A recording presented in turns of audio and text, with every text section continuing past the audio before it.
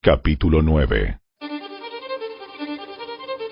Cierto día, Jesús reunió a sus 12 discípulos y les dio poder y autoridad para expulsar a todos los demonios y sanar enfermedades.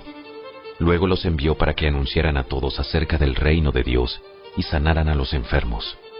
Les dio las siguientes instrucciones. No lleven nada para el viaje, ni bastón, ni bolso de viaje, ni comida, ni dinero, ni siquiera una muda de ropa.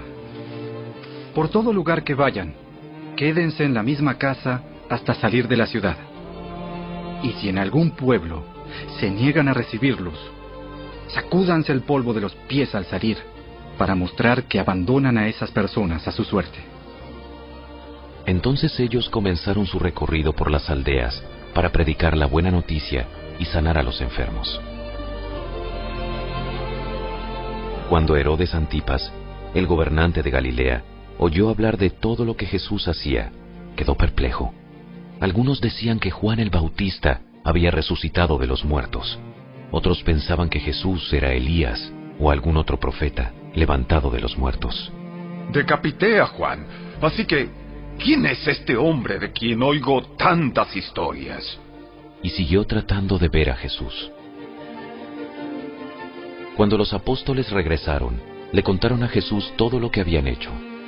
Luego él se retiró con ellos sin llamar la atención hacia la ciudad de Betsaida, pero las multitudes descubrieron a dónde iba y lo siguieron. Jesús los recibió y les enseñó acerca del reino de Dios y sanó a los que estaban enfermos.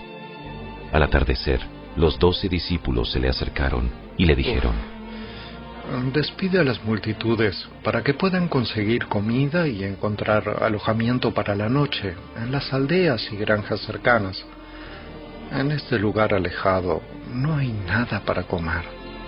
Jesús les dijo: Denles ustedes de comer. Pero lo único que tenemos son 5 panes y 2 pescados. ¿O esperas que vayamos y compremos suficiente comida para toda esta gente? Pues había alrededor de 5,000 hombres allí. Díganles que se sienten en grupos de unos 50 cada uno. Entonces todos se sentaron. Jesús tomó los 5 panes y los 2 pescados, miró hacia el cielo y los bendijo. Luego, a medida que partía los panes en trozos, se los daba a sus discípulos junto con los pescados para que los distribuyeran entre la gente. Todos comieron cuanto quisieron, y después los discípulos juntaron 12 canastas con lo que sobró. Cierto día, Jesús se alejó de las multitudes para orar a solas. Solo estaban con él sus discípulos, y les preguntó: ¿Quién dice la gente que soy? Bueno, algunos dicen Juan el Bautista, otros dicen Elías, y otros dicen que eres uno de los otros antiguos profetas que volvió de la muerte. ¿Y ustedes? ¿Quién dicen que soy? Pedro contestó: Tú eres el Mesías, enviado por Dios. Jesús les advirtió a sus discípulos que no dijeran a nadie quién era él. El Hijo del Hombre tendrá que sufrir muchas cosas terribles. Será rechazado por los ancianos, por los principales sacerdotes y por los maestros de la ley religiosa.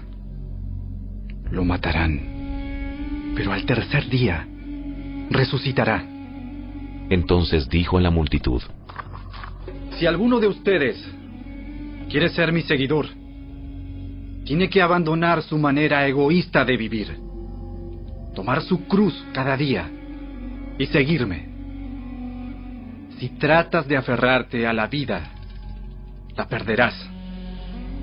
Pero si entregas tu vida por mi causa, la salvarás.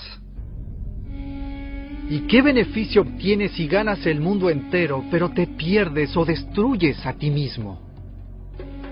Si alguien se avergüenza de mí y de mi mensaje, el Hijo del Hombre se avergonzará de esa persona cuando regrese en su gloria y en la gloria del Padre y de los santos ángeles. Les digo la verdad, algunos de los que están aquí ahora no morirán sin antes ver el reino de Dios. Cerca de 8 días después, Jesús llevó a Pedro, a Juan y a Santiago a una montaña para orar. Y mientras oraba, la apariencia de su rostro se transformó, y su ropa se volvió blanca resplandeciente. De repente aparecieron 2 hombres, Moisés y Elías, y comenzaron a hablar con Jesús. Se veían llenos de gloria y hablaban sobre la partida de Jesús de este mundo, lo cual estaba a punto de cumplirse en Jerusalén. Pedro y los otros se durmieron. Cuando despertaron, vieron la gloria de Jesús y a los 2 hombres de pie junto a él. Cuando Moisés y Elías comenzaron a irse, Pedro, sin saber siquiera lo que decía, exclamó: Maestro, es maravilloso que estemos aquí. Hagamos 3 enramadas como recordatorios. Una para ti, una para Moisés y la otra para Elías. Pero no había terminado de hablar cuando una nube los cubrió, y mientras los cubría, se llenaron de miedo. Entonces, desde la nube, una voz dijo: Este es mi hijo, mi elegido. Escúchenlo a él. Cuando la voz terminó de hablar, Jesús estaba allí, solo. En aquel tiempo, no le contaron a nadie lo que habían visto. Al día siguiente, después que bajaron del monte, una gran multitud salió al encuentro de Jesús. Un hombre de la multitud le exclamó: Maestro, te suplico que veas a mi hijo, el único que tengo. Un espíritu maligno sigue apoderándose de él, haciéndolo gritar. Le causa tales convulsiones que echa espuma por la boca, lo sacude violentamente y casi nunca lo deja en paz. Le supliqué a tus discípulos que expulsaran ese espíritu, pero no pudieron hacerlo. Gente corrupta y sin fe. ¿Hasta cuándo tendré que estar con ustedes y soportarlos? Entonces le dijo al hombre: Tráeme a tu hijo aquí. Cuando el joven se acercó, el demonio lo arrojó al piso y le causó una violenta convulsión. Pero Jesús reprendió al espíritu maligno y sanó al muchacho. Después lo devolvió a su padre. El asombro se apoderó de la gente al ver esa majestuosa demostración del poder de Dios. Mientras todos se maravillaban de las cosas que él hacía, Jesús dijo a sus discípulos: Escúchenme y recuerden lo que digo. El Hijo del Hombre será traicionado y entregado en manos de sus enemigos. Sin embargo, ellos no entendieron lo que quiso decir. El significado de lo que decía estaba oculto de ellos. Por eso no pudieron entender y tenían miedo de preguntarle. Entonces los discípulos comenzaron a discutir entre ellos acerca de quién era el más importante. Pero Jesús conocía lo que ellos pensaban, así que trajo a un niño y lo puso a su lado. Luego les dijo: Todo el que recibe de mi parte a un niño pequeño como este, me recibe a mí. Y todo el que me recibe a mí, también recibe al Padre, quien me envió. El más insignificante entre ustedes es el más importante.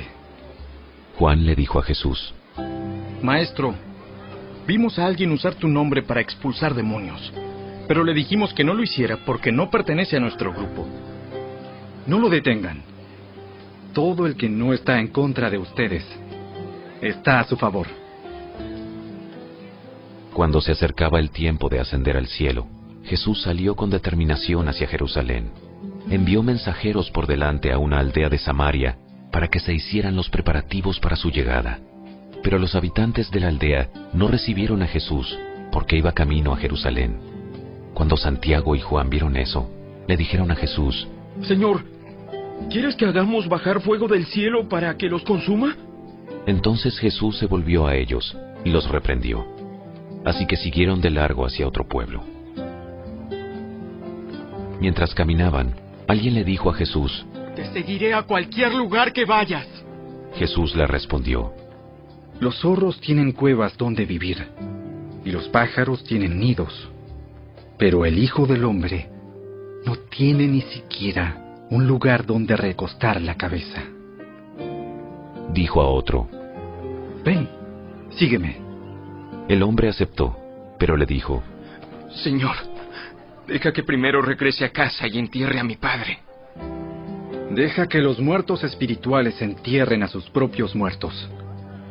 Tu deber es ir y predicar acerca del reino de Dios. Otro dijo: Sí, Señor, te seguiré, pero primero deja que me despida de mi familia. El que pone la mano en el arado y luego mira atrás, no es apto para el reino de Dios.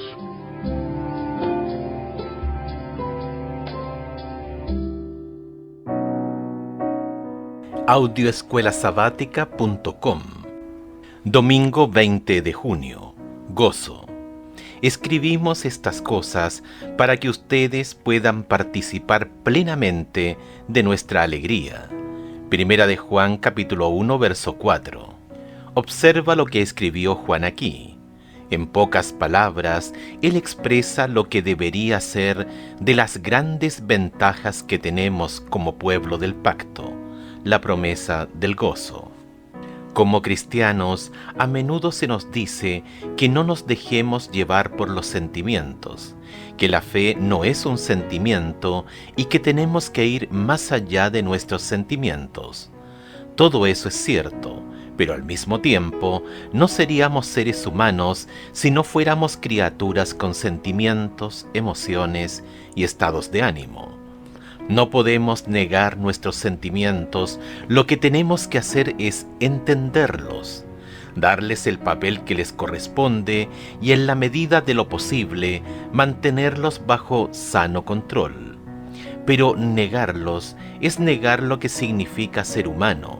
Es como si a un círculo le dijésemos que no sea redondo.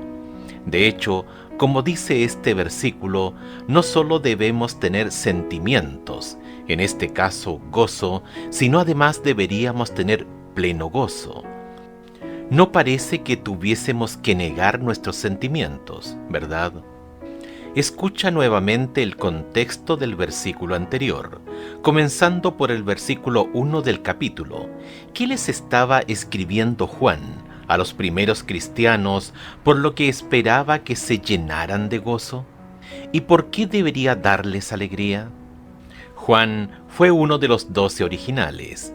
Él estuvo allí casi desde el comienzo del ministerio de 3 años y medio de Cristo. Fue testigo de algunas de las cosas más asombrosas de Jesús.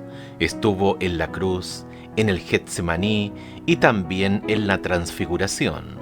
Por lo tanto, como testigo ocular, sin duda estaba sumamente capacitado para hablar sobre este tema. Sin embargo, observa también que el énfasis no está en sí mismo, sino en lo que Jesús había hecho por los discípulos a fin de que ahora pudieran tener comunión, no solo entre ellos, sino también con Dios mismo.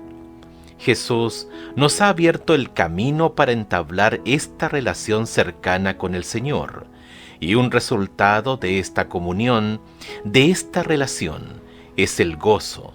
Juan quiere que sepan que lo que han oído acerca de Jesús es la verdad. Él lo vio, lo tocó, lo sintió y lo escuchó. Y por ende, ellos también pueden entablar una relación gozosa con su Padre Celestial, quien los ama y se entregó a sí mismo a través de su Hijo por ellos. En cierto sentido, Juan está dando su testimonio personal. ¿Cuál es tu testimonio acerca de tu relación con Jesús? ¿Qué podrías decir para ayudar a aumentar el gozo de alguien en el Señor, como Juan trató de hacerlo aquí?